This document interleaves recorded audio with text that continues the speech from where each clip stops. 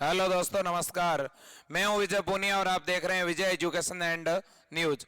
मेरे साथियों, जैसा कि आपको मालूम होगा कि इस सत्र 2021-22 के लिए इंडिया में कुछ ऐसी कॉलेज और यूनिवर्सिटी है जो नीट के द्वारा भी नीट के स्क्वायर बेस पर बीएससी नर्सिंग में डायरेक्ट एडमिशन दे रही है।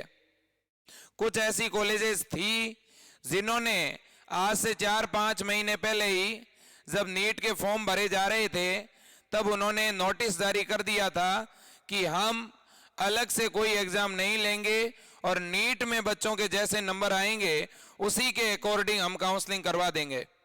ऐसी कौन कौन सी यूनिवर्सिटी थी? तो एक तो मेरे दोस्तों BHU बनारस हिंदू विश्वविद्यालय, इसने इस बार बीएससी नर्सिंग के लिए अलग एग्जाम नहीं करवाया है। एक जिप मेयर पांडुचेरी, एक IPU दिल्ली, DU दिल्ली, और इसके अलावा इसके अंदर ही शामिल है राजकुमारी अमृत कौर। ठीक है, इसके अलावा आपको पता होगा महाराष्ट्र की जितनी भी कॉलेज हैं मेरे दोस्तों, महाराष्ट्र की जितनी भी गवर्नमेंट कॉलेज हैं वो भी इस बार एग्जाम नहीं करवा रही है, नीट के बेस पे एडमिशन दे रही है। गोवा की जो कॉलेजेज हैं गवर्नमेंट, वो भी नीट बेस पे एडमिशन दे रही है।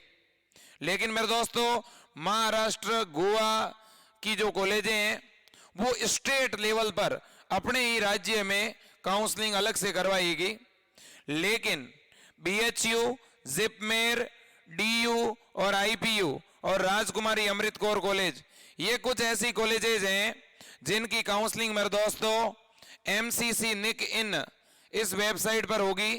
यानी मेरे दोस्तों आपका जो मेडिकल काउंसिल है वो करवाएगा। जैसे MBBS और BDS की काउंसलिंग होगी उसी के साथ BSc नर्सिंग की काउंसलिंग इन कॉलेजेस के लिए होगी। क्लियर बात? तो फिर हमें कैसे एडमिशन मिलेगा? ये बहुत से बच्चों का क्वेश्चन है। और बहुत से बच्चों का ये भी क्वेश्चन है कि सर हमने तो अभी तक BSc नर्सिंग के लिए कोई रजिस्ट्रेशन ही नहीं करवाया, तो क्या हम डायरेक्ट काउंसलिंग में भाग ले सकते हैं? तो मैं बच्चों आपसे कहना चाहता हूं, आपने चाहे कोई रजिस्ट्रेशन नहीं करवाया, लेकिन अभी तक इस जिप मेयर का तो कोई रजिस्ट्रेशन हुआ ही नहीं है। इसके अलावा भी मेरे दोस्तों IPU की कुछ कॉलेज है, BHU की, ठीक है ना, तो कुछ यहां ऐसी कॉलेज और यूनिवर्सिटी है जिन पर तो रजिस्ट्रेशन हुआ ही नहीं है। समझ रहे हो बात को? तो इसलिए मेरे दोस्तों आपको रजिस्ट्रेशन का मौका काउंसलिंग के साथ ही मिल जाएगा, आपको ज्यादा चिंतित नहीं होना है। आप कल एक दिन का और इंतजार करो, कल शाम तक या नेक्स्ट डे सीट मैट्रिक्स आ जाएगा। आपको मालूम होगा इन सभी कॉलेज का सीट मैट्रिक्स आ जाएगा। सीट मैट्रिक्स में यह बताया जाएगा कि कितनी परसेंटेज सीटें सेंट्रल गवर्नमेंट के थ्रू भरी जाएगी और कितनी सीटें इनकी स्टेट के पास रहेगी। जैसे कि BHU, जिपमेर, इनकी तो टोटली सीटें मेरे दोस्तों MCC भरेगा, ठीक है ना। BHU में 75 सीटें हैं, जिपमेर में 94 है, ठीक है ना। तो आप एक दिन और इंतजार कर लें, जिससे ये क्लियर हो जाएगा कि कौन कौन से कॉलेज की कितनी कितनी सीटें हैं जिनके लिए आप रजिस्ट्रेशन कर सकते हो। दूसरी बात यह है कि रजिस्ट्रेशन शुरू कब हो रहे हैं? रजिस्ट्रेशन मेरे दोस्तों 19 जनवरी को शुरू होंगे और 24 जनवरी तक चलेंगे। तो यदि आपके नीट का स्कोर कम है, यदि आपके नीट के अंदर मेरे दोस्तों 300, 350 या आपके 400 तक नंबर हैं, कितने तक नंबर हैं? 400 तक नंबर हैं, और आपको यह लगता है कि मेरा MBBS में हो नहीं पाएगा, तो मेरे दोस्तों MBBS के बाद सबसे बढ़िया ऑप्शन है BSc नर्सिंग, क्योंकि ये टॉप यूनिवर्सिटी है मेरे दोस्तों इंडिया की, ठीक है ना। और ये इस बार पहली बार ऐसा मौका मिला है आपको, तो आप इस मौके को गंवाना मत। आप जैसे ही काउंसलिंग शुरू होती है 19 जनवरी को, आप काउंसलिंग जरूर करवाना। काउंसलिंग का कोई खर्चा नहीं है, 500 या 1000 रुपए फीस लगेगी। अभी फीस निर्धारित नहीं हुई है, बट काउंसलिंग की कोई फीस नहीं लगेगी, ठीक है। नॉर्मल चार्जेस लगता है। अगर कोई ये चालान या DD बनवाते हैं 5000 रुपए की या 2000 की, तो वो आपको वापस मिल जाएगा। तो मेरे दोस्तों आपको रजिस्ट्रेशन करवाना है 19 जनवरी से 24 जनवरी के बीच। फिर मेरे दोस्तों आपको कॉलेज की चॉइस फिल करनी है कि आपको किस कॉलेज में एडमिशन चाहिए। ठीक है, तो जैसे मान लो आपने 1 नंबर पे जिप मेयर भर दिया, 2 पर BHU भर दिया, इस तरह से आपको चॉइस फिलिंग करनी है। यह भी आपको 24 जनवरी तक ही करनी है, मतलब आप एक ही दिन में पूरा काम करें। जैसे 20 जनवरी को पोर्टल खोलना, पहले रजिस्ट्रेशन करवा लेना, फिर तुरंत चॉइस फिल करना, पेमेंट करना, चॉइस फिल के साथ और क्या करना, पेमेंट करना, और पेमेंट करते ही तुरंत फॉर्म को क्या कर देना है, लॉक। और किसका इंतजार करना है, रिजल्ट का। कब आएगा रिजल्ट? रिजल्ट आ जाएगा 29 जनवरी को, पहली काउंसलिंग का। ठीक है, रिजल्ट में अगर आपका नंबर आ जाता है तो फिर क्या करना पड़ेगा आपको मेरे दोस्तों उस कॉलेज के अंदर अपने डॉक्यूमेंट जमा करवाने हैं, रिपोर्टिंग करवानी पड़ेगी। रिपोर्टिंग ऑनलाइन भी हो सकती है, ऑफलाइन भी हो सकती है। ऑनलाइन हुई तो आपको स्कैन करके डॉक्यूमेंट कॉलेज में भेजने हैं, और उसकी जो भी नॉर्मल फीस है, वैसे तो इन किसी भी कॉलेज की कोई फीस नहीं है, फ्री ऑफ कॉस्ट होगा आपका एडमिशन। ठीक है ना।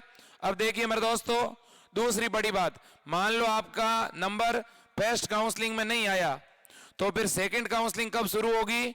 9 फरवरी से 14 फरवरी के बीच। ठीक है ना। तो मेरे दोस्तों फरवरी के पहले सप्ताह के अंदर लगभग आपकी सेकंड काउंसलिंग शुरू हो जाएगी। इसका शेड्यूल जारी किया जा चुका है। अगर आपका सेकंड काउंसलिंग में नंबर नहीं आता है तो लास्ट काउंसलिंग मॉपअप राउंड होगा। मॉपअप राउंड के लिए कितनी सीटें खाली है वो सीट मैट्रिक्स पहले जारी हो जाएगा। उन सीटों के लिए आपको चॉइस फिलिंग करनी है, कॉलेज भरना है। क्लियर है ना। तो अभी आप मेरे दोस्तों इस बात के लिए इंतजार करो कि कल जो सीट मैट्रिक्स आएगा उसमें आप थोड़ा ये चेक करना कि किस कॉलेज में कितनी कितनी सीटें हैं, हम कितनी सीटों के लिए आवेदन कर सकते हैं। उनके लिए आप आवेदन जरूर करना मेरे दोस्तों, क्योंकि क्या पता आपका नंबर आ जाए, आपको इंडिया की टॉप कॉलेज में BSc नर्सिंग करने का मौका मिल जाए। अब कुछ बच्चों का ये क्वेश्चन है, क्या सर अगले सेशन से 2022-23 क्या सेशन 2022-23 के अंदर ऑल ओवर इंडिया में नीट से ही BSc नर्सिंग होगी क्या? तो इसका आंसर है नहीं। ऑल ओवर इंडिया में इंडिया के सभी कॉलेजेस नीट से BSc नर्सिंग नहीं करवाएंगे। अलग अलग यूनिवर्सिटी अपने स्टेट लेवल पर अलग अलग एग्जाम करवाएगी। यह तो मेरे दोस्तों 2-3 सेंट्रल यूनिवर्सिटी है, इस वजह से ये नीट के नंबरों को यूज में ले रही है। लेकिन जो स्टेट यूनिवर्सिटी होती है वो उनका अलग ही सिलेबस होता है मेरे दोस्तों। तो ऑल ओवर इंडिया में मेरे दोस्तों नीट से तो तब होगा जब ऑल ओवर इंडिया का सिलेबस सेम हो।